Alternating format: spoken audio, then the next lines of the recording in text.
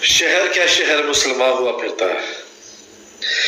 ये जो लाहौर में हरकत हुई है कल, और ये शब बारात की मुबारक घड़ियों में इस्लाम का मजाक है। बैठी हुई है, खड़ा कर सर जी, आयत लिखी और खड़ी हो जाओ।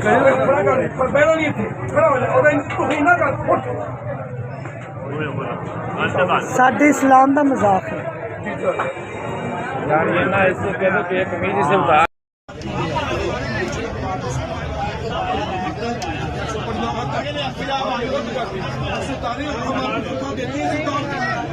शिकायत नहीं आई। इस तरह के वाकयात हमने 3 पूरे निभाए हैं। आप लोग को हम पे पूरा ट्रस्ट होना चाहिए।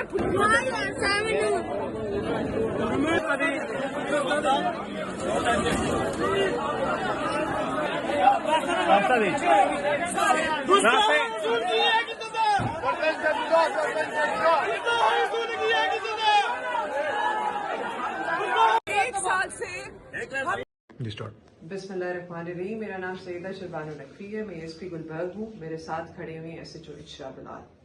आज जिस वाक़े का हम जिक्र करने जा रहे हैं वो इतना है कि एक खातून अपने शौहर के साथ इचरा बाजार आई शॉपिंग करने। उन्होंने एक कुर्ता पहना हुआ था जिसके ऊपर कुछ हरूफ लिखे हुए थे। जब हरूफ लोगों ने देखे तो उन्होंने कहा कि आप ये कुर्ता उतार दें, और एक कन्फ्यूजन क्रिएट हो गई कि कहीं गुस्ताखी हो गई।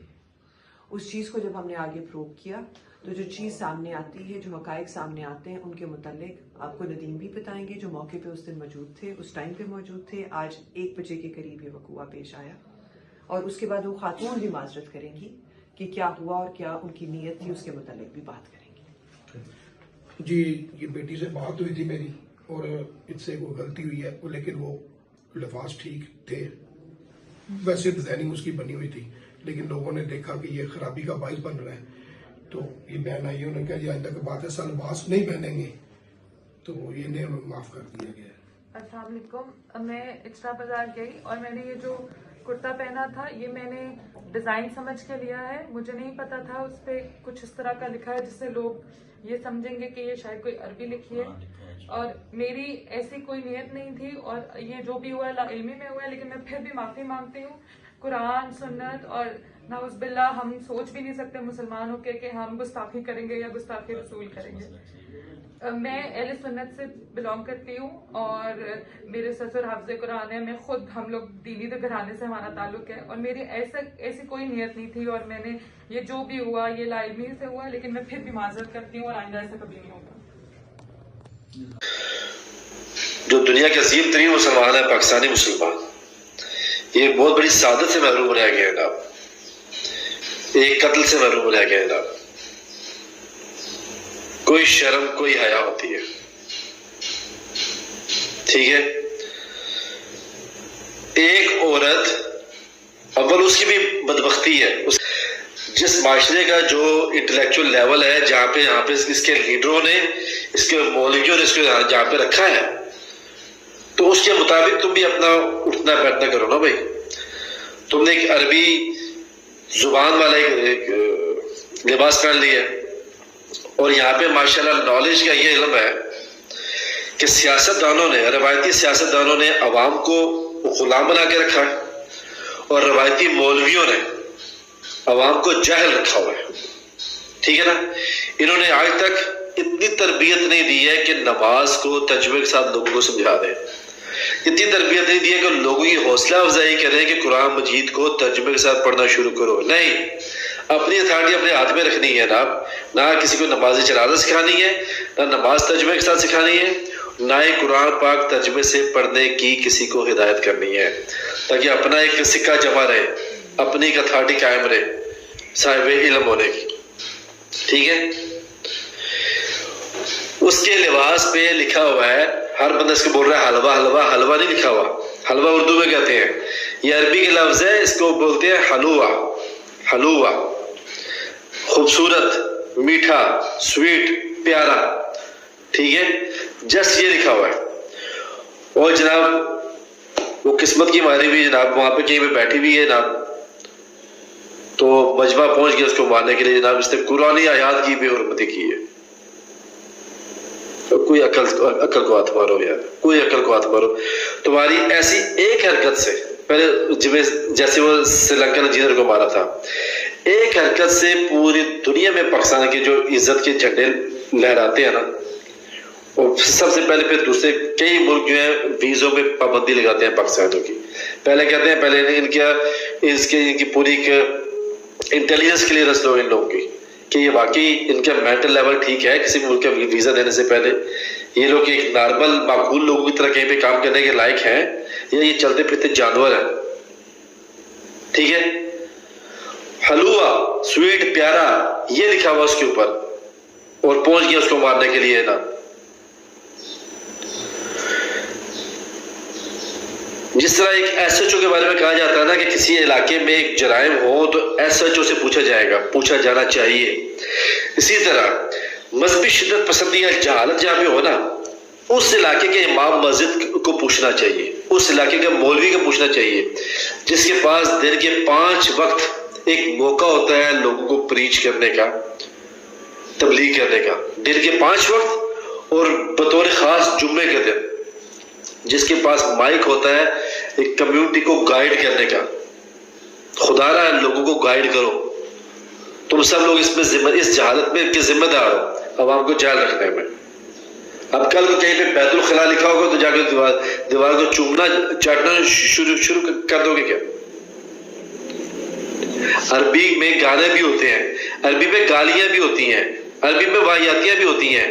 इसका ये मतलब नहीं कि अरबी में लिखा हुआ हर लफ्ज जो है उसको अपनी आंखों से लगाना है अपने। अरबी इज अ लैंग्वेज, एक जुबान है। लोगों को बताओ, समझाओ कि कुरान मजीद को तर्जुमे से पढ़ना शुरू करो ताकि कुछ अकल आए।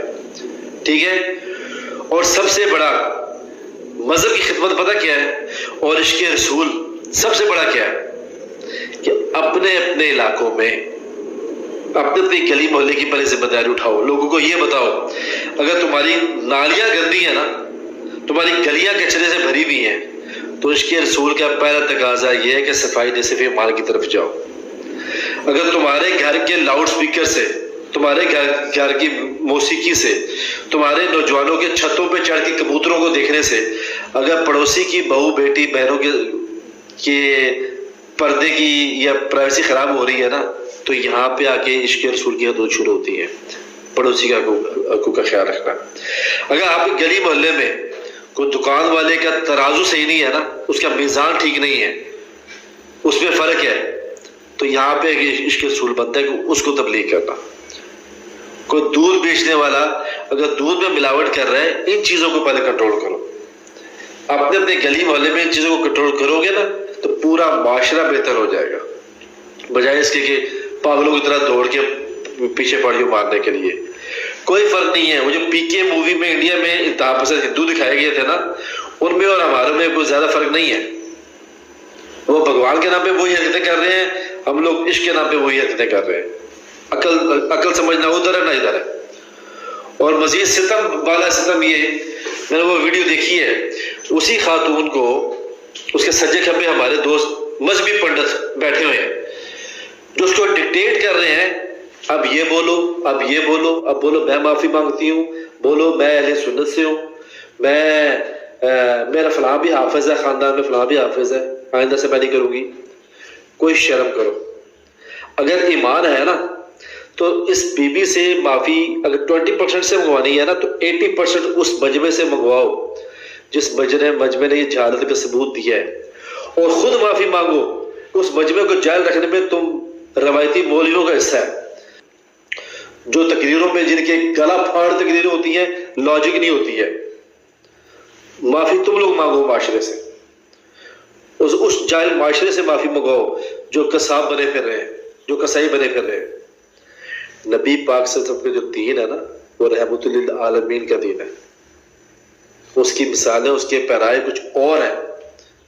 सबसे पहले प्लीज फॉर गॉड सेक अपने बच्चों को नमाज कुरान से तर्जुमे के साथ पढ़ाना शुरू करें, और कुरान शरीफ को सिर्फ रमजान में ना खोलें, बाकी पूरा साल भी रोज के 2 सफ़े 3 सफ़े जनाब तर्जुमा पढ़ना शुरू करें। तर्जुमा फिर आपको समझ आए, अरबी की भी समझ आ जाएगी, और कुरान मजीद कहता है क्या वो भी समझ आ जाएगी। सिर्फ ये सूरत माशरा जहालत से निकल सकता है। अदरवाइज अगर आप रवायती सियासतदानों पर रहे, तो इन लोगों ने सिर्फ आपसे नारे लगवाने अपने गाड़ियों के आगे, रवायती मौलवियों के आगे रहे, तो इन लोगों ने सिर्फ आपके जनाजे पढ़ाने हैं, आपके खत्म करने हैं और अपनी अथॉरिटी कायम रखनी है। आपको शऊर नहीं देना है लोगों ने। फॉर गॉड से, खुदा का वास्ता है, ना अपने मजहब को बदनाम करो, ना अपने मुल्क को बदनाम करो। इस मुल्क को इस काबिल रहने दो कि बाहर से लोग यहाँ पे आकर सरमायाकारी कर सकें और यहाँ के लोग जो बाहर जाना चाहते हैं उनके वीज़ों में रुकावटें ना लगे, उनके हुसूल रिस्क में रुकावटें ना लगे तुम्हारी इन हरकतों की वजह से, ठीक है ना। और जो रियासत है ना, रियासत माशाल्लाह, अगर ये 9 मई के ऊपर एक्शन ले सकती है ना, तौहीन अदालत के ऊपर एक्शन ले सकती है और जजों की तो तौहीन पे ले सकती है, तो इसको इस इंसानियत की तौहीन के ऊपर भी नोटिस लेना चाहिए कि ये जो मार धाड़ वाले वाक़यात हो रहे हैं मजहब के नाम के ऊपर, इश्क और गुस्ताखी के नाम के ऊपर, कहाँ है रियासत? रियासत का जिम्मा है उस इलाके के SHO को भी पकड़े, उस इलाके के मौलवी को भी पकड़े। ये दोनों जिम्मेदार हैं आवाम को जायल रखने में। और माँ बाप खुद गौर करें कि आप लोगों का वकल आएगी, आप मोबाइल के अंदर हर चीज मौजूद है। इस्लाम 360 ऐप डाउनलोड करें ना, आपको कई जुबानों में उसका तर्जुमा मिलेगा, तफसीर भी मिल जाएंगी, कुरान की भी हदीस की भी। खुद से पढ़ना तो शुरू करो। नबी पाक सल्लल्लाहु अलैहि वसल्लम का मजहब ये बिल्कुल नहीं है। वो तो कचरा फेंकने वाली औरत को भी माफ करने वाला था। नबी पाक सल्लल्लाहु अलैहि वसल्लम के असूल हसना ये है। यहाँ पे एक औरत कपड़े पहन के आ गई है जिसके ना आपको उसके तर्जमे का पता ना कुछ पता है, और वो शुरू हो गया।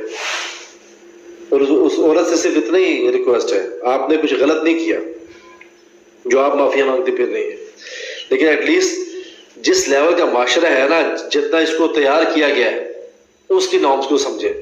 यहाँ पे ऐसी कोई बेहतियाती ना करें जिसको फिर बाद में एक्सप्लेन करना पड़े।